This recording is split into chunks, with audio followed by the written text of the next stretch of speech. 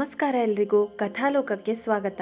ಇವತ್ತಿನ ಸಂಚಿಕೆ ಕೇಳೋಕ್ಕೂ ಮುಂಚೆ ನೀವಿನ್ನೂ ನಮ್ಮ ಚಾನಲ್ಗೆ ಸಬ್ಸ್ಕ್ರೈಬ್ ಮಾಡಿಲ್ಲ ಅಂದರೆ ಈಗಲೇ ಸಬ್ಸ್ಕ್ರೈಬ್ ಮಾಡ್ಕೊಳ್ಳಿ. ಹಾಗೆ ಪಕ್ಕದಲ್ಲಿರೋ ಬೆಲ್ ಐಕಾನ್ ಒತ್ತಿ ಆಲ್ ನೋಟಿಫಿಕೇಷನ್ ಆನ್ ಮಾಡ್ಕೊಳ್ಳಿ. ಇದರಿಂದ ನಾವು ಹಾಕೋ ಪ್ರತಿ ಕಥೆನೂ ನಿಮಗೆ ತಕ್ಷಣ ತಲುಪುತ್ತೆ. ಬನ್ನಿ ಇಂದಿನ ಕಥೆ ಕೇಳೋಣ. ನನ್ನವನಿ 54. ಮರುದಿನ ಮತ್ತೆ ಬದುಕು ಹಳೇ ಲಯಕ್ಕೆ ಮರಳಿತ್ತು. ಅವನಿ ಬೆಳಿಗ್ಗೆಯೇ ಬ್ಯಾಂಕಿಗೆ ಹೊರಟರೆ ಆದಿತ್ಯ ತನ್ನ ಕಾಲೇಜಿಗೆ ತೆರಳಿದ. ನಿನ್ನೆ ನಡೆದ ಘಟನೆಗಳ ಭಾರವೇನು ಇಂದು ಕಾಣಿಸಲಿಲ್ಲ. ಇಬ್ಬರು ತಮ್ಮ ದಿನಚರಿಯಲ್ಲಿ ಮಗ್ನರಾದರು. ಕೆಲಸಗಳ ನಡುವೆ ಸಮಯ ವೇಗವಾಗಿ ಓಡುತ್ತಿತ್ತು. ಸಂಜೆ ಹೊತ್ತಿಗೆ ಅವರಿಬ್ಬರು ಮನೆಗೆ ಮರಳಿದ್ದರು. ಅವನಿ ಮನೆಯ ಕೆಲಸಗಳಲ್ಲಿ ತೊಡಗಿಸಿಕೊಂಡರೆ ಆದಿತ್ಯ ತನ್ನ ಪುಸ್ತಕಗಳು ಮತ್ತು ಫೈಲುಗಳ ನಡುವೆ ಕುಳಿತಿದ್ದ. ಹೊರನೋಟಕ್ಕೆ ಎಲ್ಲವೂ ಮಾಮೂಲಿಯಾಗಿಯೇ ಇತ್ತು. ರಾತ್ರಿ ಸ್ವಲ್ಪ ಸಮಯದ ನಂತರ ರಾಧಾ ಎಂದಿನಂತೆ ಬಂದಳು. ಆದಿತ್ಯ ಮತ್ತು ಅವಳು ಸ್ಟಡಿ ರೂಮ್ ಸೇರಿದ್ದರು. ಮನೆಯ ಒಂದು ಮೂಲೆಯಲ್ಲಿ ಒಂದು ಪುಟ್ಟ ಸ್ಟಡಿ ರೂಮ್ ಇತ್ತು. ಹಳ್ಳಿಯ ಮಕ್ಕಳು ಆಗಾಗ ಸಂಶಯ ಕೇಳಲು ಬರುತ್ತಿದ್ದರು. ಹಾಗಾಗಿ ಒಂದು ಸಣ್ಣ ಕೋಣೆಯನ್ನು ಕೇವಲ ಓದಲೆಂದು ಮೀಸಲಿಟ್ಟಿದ್ದ ಆದಿತ್ಯ. ಅಲ್ಲಿ ತನ್ನ ವೃತ್ತಿಗೆ ಸಂಬಂಧಿಸಿದ ಪುಸ್ತಕಗಳು, ಅದಲ್ಲದೆ ಅವನ ಇಷ್ಟದ ಎಲ್ಲ ಪುಸ್ತಕಗಳನ್ನು ಜೋಡಿಸಿಟ್ಟಿದ್ದ. ಅದೊಂದು ಸಣ್ಣ ಗ್ರಂಥಾಲಯದ ತರಹವೇ ಆಗಿತ್ತು. ರಾಧಾಳಿಗೆ ದಿನವೂ ಪಾಠ ಮಾಡುವುದು ಇರುತ್ತಿರಲಿಲ್ಲ. ಅವಳ ಪಾಡಿಗೆ ಅವಳು ಕುಳಿತು ಓದಿಕೊಳ್ಳುತ್ತಿದ್ದಳು. ಪರೀಕ್ಷೆಗಳು ಇದ್ದಾಗ ಅನುಮಾನ ಬಂದರೆ ಆದಿತ್ಯನ ಸಹಾಯ ಸಿಗುತ್ತದೆ ಎಂದು ಅಲ್ಲಿಗೆ ಬಂದು ಕುಳಿತು ಓದುತ್ತಿದ್ದಳು. ಅಂದು ಕೂಡ ಹಾಗೆಯೇ ಆಗಿತ್ತು. ಆದಿತ್ಯ ತನ್ನ ಕೆಲಸದಲ್ಲಿ ಮುಳುಗಿದ್ದ. ರಾಧಾ ಅವಳ ಪಾಡಿಗೆ ಅವಳು ಓದುತ್ತಾ ಕುಳಿತಿದ್ದಳು. ಸ್ವಲ್ಪ ಹೊತ್ತಿನ ನಂತರ ಅವನಿ ಮೆಲ್ಲನೆ ಆ ಕೋಣೆಯ ಹತ್ತಿರ ಬಂದು ಬಾಗಿಲ ಬಳಿ ನಿಂತಳು. ರಾಧಾ ಬಂದಿದ್ದಾಳೆ ಎಂಬ ವಿಷಯ ಅತ್ತೆಯಿಂದ ತಿಳಿದವಳು ನೇರವಾಗಿ ಸ್ಟಡಿ ರೂಮ್ ಬಳಿ ಬಂದಿದ್ದಳು. ಬಾಗಿಲ ಬಳಿ ನಿಂತವಳು ತುಂಟತನದಿಂದ, ಸರ್, ಒಳಗೆ ಬರಬಹುದಾ? ಆದಿತ್ಯ ಅಚ್ಚರಿಯಿಂದ ತಲೆ ಎತ್ತಿ ನೋಡಿದ. ತಕ್ಷಣವೇ ಅದೇ ಲಯದಲ್ಲಿ ಉತ್ತರಿಸಿದ, ಇಲ್ಲ ಇಲ್ಲ, ಇದು ಸ್ಟಡಿ ಸೆಷನ್, ಇಲ್ಲಿ ಬರೀ ಸ್ಟೂಡೆಂಟ್ಸ್ಗೆ ಮಾತ್ರ ಅವಕಾಶ. ಅವನಿ ಹುಬ್ಬೇರಿಸಿದಳು, ಹೌದಾ? ಈ ಮನೆ ಮೇಡಮ್ಗೂ ಈಗ ಪರ್ಮಿಷನ್ ಬೇಕಾ? ಆದಿತ್ಯ ನಗುತ್ತಾ, ರೂಲ್ಸ್ ಅಂದರೆ ರೂಲ್ಸ್, ಇಲ್ಲಿ ಯಾರಿಗೂ ಡಿಸ್ಟರ್ಬ್ ಮಾಡೋಕೆ ಅವಕಾಶ ಇಲ್ಲ. ಮೇಡಮ್ ಆದರೂ ಅಷ್ಟೇ, ಮಹಾರಾಣಿ ಆದರೂ ಅಷ್ಟೇ ಎಂದ. ಇವರಿಬ್ಬರ ತಮಾಷೆಯನ್ನು ನೋಡುತ್ತಿದ್ದ ರಾಧಾ ನಗು ತಡೆಯಲು ಪ್ರಯತ್ನಿಸುತ್ತಿದ್ದಳು. ಇವರಿಬ್ಬರ ಈ ಮುದ್ದಾದ ಜಗಳ ಅವಳಿಗೆ ಹೊಸದೇನಲ್ಲ. ಅವನಿ ಬಾಗಿಲಿಗೆ ಹೊರಗೆ ನಿಂತು, ಅಬ್ಬಾ, ಎಷ್ಟು ಸ್ಟ್ರಿಕ್ಟ್ ಅಲ್ವಾ? ಪಾಪ ನಿಮ್ಮ ಸ್ಟೂಡೆಂಟ್ಸ್, ಅದು ಹೇಗೆ ನಿಮ್ಮನ್ನು ಸಹಿಸ್ಕೊಳ್ತಾರೇನೋ ಎಂದಳು. ಆದಿತ್ಯ ಮೆಲ್ಲಗೆ ತಲೆಯಲ್ಲಾಡಿಸಿದ, ಶಿಸ್ತು ತುಂಬ ಮುಖ್ಯ, ಮೊದಲು ಇಲ್ಲಿಂದ ಹೋಗು ನೀನು. ಅವನಿ ಆದಿತ್ಯನ ಮಾತಿಗೆ ಏನೂ ಹೇಳದೆ, ಹೋಗಿ ಹೋಗಿ, ನಿಮ್ಮ ರೂಲ್ಸ್ ಎಲ್ಲ ಬೇರೆಯವ್ರ ಹತ್ರ ಇಟ್ಕೊಳ್ಳಿ ಎನ್ನುತ್ತಾ ಗತ್ತಿನಿಂದ ಒಳಗೆ ಬಂದು ರಾಧಾಳ ಪಕ್ಕದಲ್ಲೇ ಕುಳಿತುಕೊಂಡಳು. ಆದಿತ್ಯ ನಗುತ್ತಾ ತಲೆಯಲ್ಲಾಡಿಸಿ ತನ್ನ ಕೆಲಸ ಮುಂದುವರೆಸಿದ. ಅವನಿ ರಾಧಾ ಓದುತ್ತಿದ್ದ ಪುಸ್ತಕಗಳನ್ನು ಕುತೂಹಲದಿಂದ ನೋಡತೊಡಗಿದಳು. ಇದನ್ನು ಗಮನಿಸಿದ ಆದಿತ್ಯ ಸುಮ್ಮನಿರದೆ ಕಾಲೆಳೆಯಲು ಶುರು ಮಾಡಿದ. ನೋಡು ರಾಧಾ, ಇವತ್ತು ನಿನ್ನ ಅದೃಷ್ಟ ಚೆನ್ನಾಗಿಲ್ಲ ಅನ್ಸುತ್ತೆ. ಇವಳಿಲ್ಲಿ ಕೂತ್ಕೊಂಡ್ರೆ ನಿಂಗೆ ಓದೋಕೆ ಬಿಡಲ್ಲ. ಅಷ್ಟಕ್ಕೂ ಈ ನಂಬರ್ಸ್ಗಳನ್ನು ನೋಡಿ ನಿಂಗೆ ಏನು ಅರ್ಥ ಆಗುತ್ತೆ? ಅವನಿ, ಕಾಲೇಜಿನ ದಿನಗಳಲ್ಲಿ ನೋಡಿದ್ದೀನಿ, ಲೆಕ್ಕದಲ್ಲಿ ನೀನು ಎಷ್ಟು ಪರಿಣಿತ ಆಗಿದ್ದೆ ಅಂತ. ಎಲ್ಲನೂ ನಂಗೆ ಚೆನ್ನಾಗಿ ನೆನಪಿದೆ ಎಂದು ಹಳೆಯ ನೆನಪನ್ನು ಕೆದಕಿದ. ಅವನಿ ಮುನಿಸು ತೋರುತ್ತಾ, ಓಹೋ, ಅದು ಹಳೆ ಕಥೆ ಸರ್. ಈಗ ನಾನು ಬ್ಯಾಂಕಲ್ಲಿ ಕೆಲಸ ಮಾಡ್ತಿದ್ದೀನಿ ಅನ್ನೋದು ಮರ್ತೋಯ್ತಾ? ದಿನ ಸಾವಿರಾರು ನಂಬರ್ಸ್ಗಳ ಜೊತೆ ಆಟ ಆಡೋದೇ ನನ್ನ ಕೆಲಸ. ಚಾಲೆಂಜ್ ಬೇಕಿದ್ರೆ ಕೊಡಿ, ಯಾವುದಾದ್ರೂ ಒಂದು ಲೆಕ್ಕ ಬಿಡಿಸಿ ತೋರಿಸ್ತೀನಿ, ಸವಾಲು ಹಾಕಿದಳು. ಓಹೋ, ಹಾಗಾ? ಸರಿ, ಹಾಗಾದರೆ ಈ ಲಾಜಿಕ್ ಬಿಡಿಸು ನೋಡೋಣ ಎಂದು ನಗುತ್ತಾ ಅವಳ ಮುಂದೆ ನೋಟ್ ಪ್ಯಾಡ್ ಹಿಡಿದ. ಅವನಿ ಪೆನ್ನು ಹಿಡಿದು ಗಂಭೀರವಾಗಿ ಕುಳಿತುಕೊಂಡಳು. ರಾಧಾ ಇವರಿಬ್ಬರ ಮಾತುಗಳನ್ನು ಕೇಳಿ ನಸುನಕ್ಕಳು. ಸುಮಾರು 15 ನಿಮಿಷ ಕಳೆಯಿತು. ಅವನಿ ಒದ್ದಾಡುತ್ತಿರುವುದನ್ನು ನೋಡಿ ಆದಿತ್ಯ ಮತ್ತೆ ಶುರು ಮಾಡಿದ. ರಾಧಾ, ಮೇಡಮ್ ಈ ಲೆಕ್ಕ ಬಿಡಿಸೋ ಹೊತ್ತಿಗೆ ನಿನ್ನ ಎಕ್ಸಾಮ್ ಮುಗ್ದೋಗಿರುತ್ತೆ ಅನಿಸುತ್ತೆ. ಲೆಕ್ಕ ಬಿಡಿಸೋದು ಅಂದರೆ ಬ್ಯಾಂಕಲ್ಲಿ ದುಡ್ಡೆಣ್ಸೋ ಥರ ಸುಲಭ ಅಂದ್ಕೊಂಡಿದ್ದಾರೆ ನಮ್ಮ ಮೇಡಮ್ ಎಂದ ಕಿಚಾಯಿಸುತ್ತ. ಇರಿ ಆದಿತ್ಯ, ಇನ್ನೂ ಸ್ವಲ್ಪ ಬಾಕಿ ಇದೆ. ಇವತ್ತಂತೂ ಇದನ್ನು ಬಿಡಿಸದೆ ನಾನು ಇಲ್ಲಿಂದ ಏಳಲ್ಲ. ಪಟ್ಟು ಹಿಡಿದವಳಂತೆ ಕುಳಿತಳು. ಕೊನೆಗೂ ಕಷ್ಟಪಟ್ಟು ಆ ಲೆಕ್ಕವನ್ನು ಪೂರ್ತಿಗೊಳಿಸಿ ಆದಿತ್ಯನ ಮುಂದೆ ಬಿಸಾಕಿದಳು. ಅವಳು ಗೆದ್ದಿದ್ದನ್ನು ಕಂಡು ಆದಿತ್ಯ ಮೆಚ್ಚುಗೆಯಿಂದ ನಕ್ಕ. ಸರಿ ಸರಿ, ದೊಡ್ಡ ಸಾಹಸ ಮಾಡಿದೀಯಾ, ಸಾಕು ಬಿಡು. ಈಗ ರಾಧಾ ಓದ್ಕೊಳ್ಳಿ, ಅವಳಿಗೆ ಡಿಸ್ಟರ್ಬ್ ಮಾಡಬೇಡ ಎಂದ ಆದಿತ್ಯ. ಅವನಿ ಅಲ್ಲಿಂದ ಏಳುವ ಬದಲು, ನಾನು ರಾಧಾ ಜೊತೆ ಸ್ವಲ್ಪ ಹೊತ್ತು ಇರ್ತೀನಿ ಎನ್ನುತ್ತಾ ಅಲ್ಲಿಯೇ ಪಕ್ಕದಲ್ಲಿದ್ದ ಯಾವುದೋ ಒಂದು ಕಾದಂಬರಿ ಪುಸ್ತಕವನ್ನು ತೆಗೆದುಕೊಂಡಳು. ರಾಧಾಳನ್ನು ಹತ್ತಿರದಿಂದ ಗಮನಿಸುವುದು ಮತ್ತು ಅವಳ ಬಗ್ಗೆ ತಿಳಿದುಕೊಳ್ಳುವುದು ಅವಳ ನಿಜವಾದ ಉದ್ದೇಶವಾಗಿತ್ತು. ಅವಳು ರಾಧಾಳ ಪಕ್ಕದಲ್ಲೇ ಜಾಗ ಹಿಡಿದು ಕುಳಿತು ಪುಸ್ತಕ ಓದುತ್ತಿರುವಂತೆ ನಟಿಸುತ್ತಾ ಮೆಲ್ಲಗೆ ರಾಧಾಳನ್ನು ಮಾತನಾಡಿಸಲು ಹೊಂಚು ಹಾಕುತ್ತಿದ್ದಳು. ಆದಿತ್ಯ ಮಾತ್ರ ಇದಾವುದರ ಅರಿವಿಲ್ಲದೆ ತನ್ನ ಕೆಲಸದಲ್ಲಿ ಮುಳುಗಿ ಹೋಗಿದ್ದ. ಪುಸ್ತಕ ಓದುತ್ತಿರುವಂತೆ ನಟಿಸುತ್ತಿದ್ದ ಅವನಿ ಮೆಲ್ಲಗೆ ರಾಧಾಳ ಕಡೆ ತಿರುಗಿದಳು. ಅಂದ್ಹಾಗೆ ರಾಧಾ, ನೀನು ಓದ್ ಹೇಗೆ ನಡೀತಿದೆ? ಪ್ರಿಪ್ರೇಷನ್ ಎಲ್ಲ ಮುಗೀತಾ? ಅಕ್ಕರೆಯಿಂದಲೇ ಕೇಳಿದಳು. ರಾಧಾ ಪುಸ್ತಕದಿಂದ ಕಣ್ಣು ಹೊರಳಿಸಿ, ಹೌದು ಅದಕ್ಕೆ ಓದೋದೆಲ್ಲ ಮುಗ್ದಿದೆ, ಈಗ ಜಸ್ಟ್ ರಿವಿಷನ್ ಮಾಡ್ತಿದ್ದೀನಿ ಅಷ್ಟೆ ಎಂದಳು. ಯಾವ ಕಾಲೇಜ್ ನಿಂದು? ಈ ದಿನಗಳಲ್ಲಿ ಕಾಲೇಜ್ ಸ್ಟಡಿ ಅಂದರೆ ತುಂಬ ಒತ್ತಡ ಇರುತ್ತೆ ಅಲ್ವಾ? ಅಂದ್ಹಾಗೆ ನಾನು ಇನ್ನು ಓದಿಗೆ ತೊಂದರೆ ಮಾಡ್ತಿಲ್ಲ ತಾನೆ? ಸಾರಿ, ಸುಮ್ಮನೆ ಮಾತಾಡಬೇಕು ಅನಿಸ್ತು, ಅದಕ್ಕೆ ಕೇಳಿದೆ ಎಂದಳು ಅವನಿ. ರಾಧಾ ಅವಸರದಿಂದ, ಅಯ್ಯೋ ಇಲ್ಲ ಅದಕ್ಕೆ ಪರವಾಗಿಲ್ಲ, ನನಗೂ ಮಾತಾಡಿದ್ರೆ ಖುಷಿನೇ. ಓದಿನ ಮಧ್ಯದಲ್ಲಿ ಮೊಬೈಲ್ ನೋಡ್ತಿದ್ದೆ, ಗ್ಯಾಪ್ ಕೊಡಬೇಕು ಅಂತ.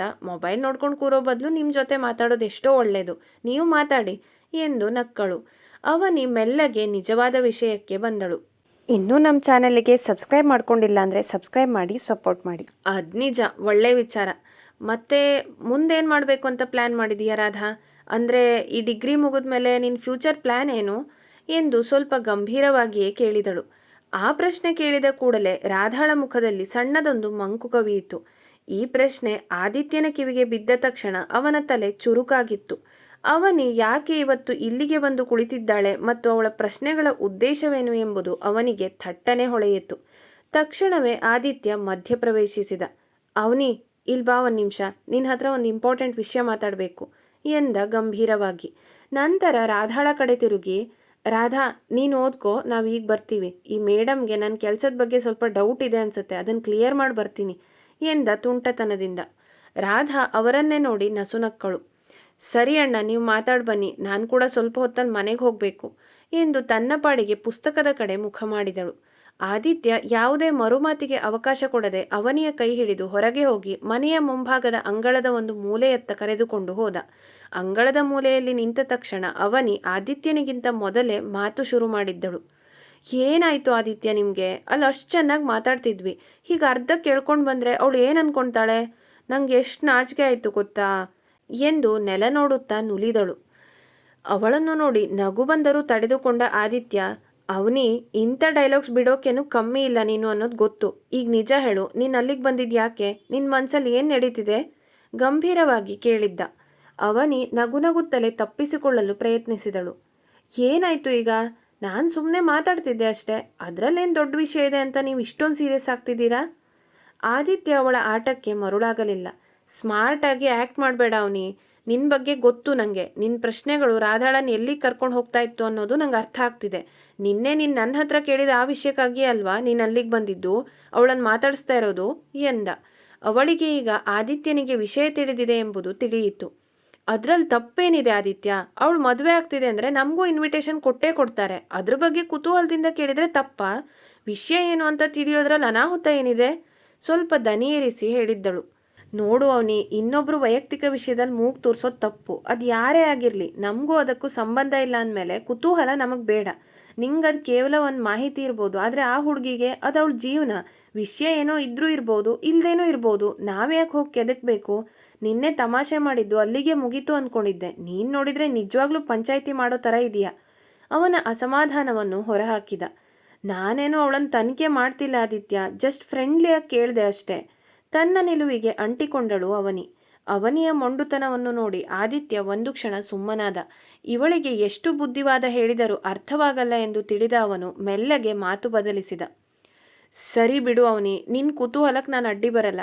ಆದರೆ ಈಗಲೇ ಹೋಗಿ ಅವಳನ್ನು ಕೇಳಬೇಡ. ಯಾಕಂದರೆ ಅವಳ ಮುಖ ನೋಡಿದರೆ ಅನಿಸುತ್ತೆ ಏನೋ ಒಂದು ದೊಡ್ಡ ವಿಷಯ ಅವಳ ಮನಸ್ಸಲ್ಲಿದೆ ಅಂತ. ನೀನು ಈಗ ಕೇಳಿದರೆ ಅವಳು ಗಾಬರಿಯಾಗಿ ಅರ್ಧ ವಿಷಯನಷ್ಟೇ ಹೇಳ್ಬೋದು. ಸ್ವಲ್ಪ ದಿನ ಬಿಟ್ಟು ನಾನೇ ಅವಳನ್ನು ಪೂರ್ತಿ ವಿಷಯ ಕೇಳಿ ನಿನ್ಗೆ ಹೇಳ್ತೀನಿ, ಓಕೆನಾ ಎಂದ ಆದಿತ್ಯ ನಗುತ್ತ. ಅವನಿ ಒಮ್ಮೆ ಅವನನ್ನು ಅನುಮಾನದಿಂದ ನೋಡಿದಳು. ನಂತರ, ನಿಜವಾಗ್ಲೂ ಹೇಳ್ತೀರಾ ಅಲ್ವಾ ಕಣ್ಣರಳಿಸಿ ಕೇಳಿದಳು. ಖಂಡಿತ. ಸದ್ಯಕ್ಕೀಗ ಹೋಗಿ ರಾಧಾಳನ್ನು ಕಳಿಸೋಣ ಬಾ. ಅಮ್ಮ ಅಡುಗೆ ಮಾಡಿ ಕಾಯ್ತಿರ್ತಾರೆ, ಮತ್ತು ರಾತ್ರಿ ಲೇಟ್ ಆದರೆ ಅವಳಿಗೂ ಮನೇಲಿ ಬೈತಾರೆ ಎನ್ನುತ್ತಾ ಅವಳನ್ನು ಅಲ್ಲಿಯೇ ನಿಲ್ಲಿಸಿ ಕೋಣೆಯೊಳಗೆ ಹೋದ. ಒಳಗೆ ಹೋದವನೇ ರಾಧಾಳ ಕಡೆ ನೋಡಿ, ರಾಧಾ, ಇವತ್ತಿಗೆ ಸಾಕು ಬಿಡು, ಆಲ್ಮೋಸ್ಟ್ ಪ್ರಿಪ್ರೇಷನ್ ಮುಗ್ದಿದೆ ಅಲ್ವಾ? ರಾತ್ರಿ ತುಂಬ ಲೇಟ್ ಮಾಡೋದು ಬೇಡ, ನೀನು ಹೊರಡು, ನಾವು ಡಿನ್ನರ್ ಮಾಡಬೇಕು, ಮನೇಲಿ ಪಾರ್ವತಿ ಅತ್ತೆ ಕಾಯ್ತಿರ್ತಾರೆ ಎಂದ ನಗು ನಗುತ್ತಲೇ. ರಾಧಾ ಪುಸ್ತಕಗಳನ್ನು ಬ್ಯಾಗ್ಗೆ ಹಾಕಿಕೊಳ್ಳುತ್ತಾ, ಹೌದು ಅಣ್ಣ, ನಾನು ಹೊರಡಬೇಕು ಅಂತಾನೆ ಅಂದ್ಕೊಳ್ತಾ ಇದ್ದೆ. ಸರಿ ಅಣ್ಣ, ನಾನು ಬರ್ತೀನಿ, ಗುಡ್ ನೈಟ್ ಎನ್ನುತ್ತಾ ಹೊರಬಂದಳು.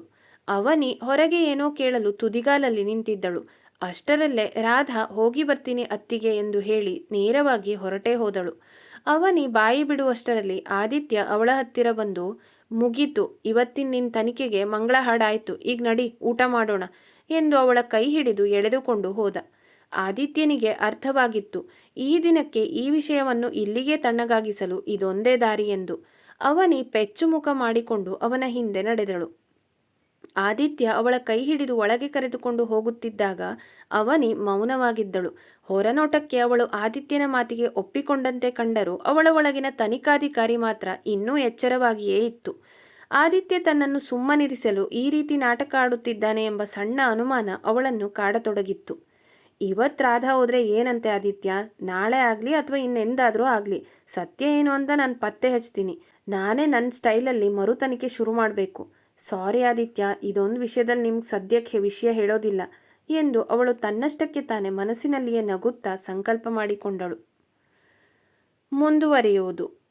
ಅವನಿಯ ಈ ಮರು ತನಿಖೆ ಅವಳನ್ನು ಎಲ್ಲಿಗೆ ಕರೆದೊಯ್ಯುತ್ತದೆ ಮತ್ತು ಈ ಪಯಣದಲ್ಲಿ ಅವಳು ರಾಧಾಳಿಗೆ ಹೇಗೆ ನೆರವಾಗುತ್ತಾಳೆ ಅಥವಾ ದೊಡ್ಡ ಅನಾಹುತ ಮಾಡಿ ಬೆಲೆ ತೆರುವ ಪರಿಸ್ಥಿತಿ ಸೃಷ್ಟಿಯಾಗುತ್ತಾ ಕಾದ್ ನೋಡಬೇಕು. ಇವತ್ತಿನ ಸಂಚಿಕೆ ನಿಮ್ಗೆಲ್ರಿಗೂ ಇಷ್ಟ ಆಗಿದೆ ಅಂತ ಅಂದ್ಕೊಳ್ತೀನಿ. ಈ ಸಂಚಿಕೆ ಬಗ್ಗೆ ನಿಮ್ಮ ಅನಿಸಿಕೆ ಏನೇ ಇದ್ದರೂ ದಯವಿಟ್ಟು ಕಮೆಂಟ್ ಬಾಕ್ಸಲ್ಲಿ ತಿಳಿಸಿ. ಹಾಗೆ ಕತೆ ಇಷ್ಟ ಆಗ್ತಿದ್ರೆ ಒಂದು ಲೈಕ್ ಮಾಡಿ ಮತ್ತು ನಿಮ್ಮ ಫ್ರೆಂಡ್ಸ್ ಜೊತೆಗೂ ಈ ವಿಡಿಯೋನ ಹಂಚ್ಕೊಳ್ಳಿ. ಸಬ್ಸ್ಕ್ರೈಬ್ ಮಾಡಿ, ಸಪೋರ್ಟ್ ಮಾಡಿ.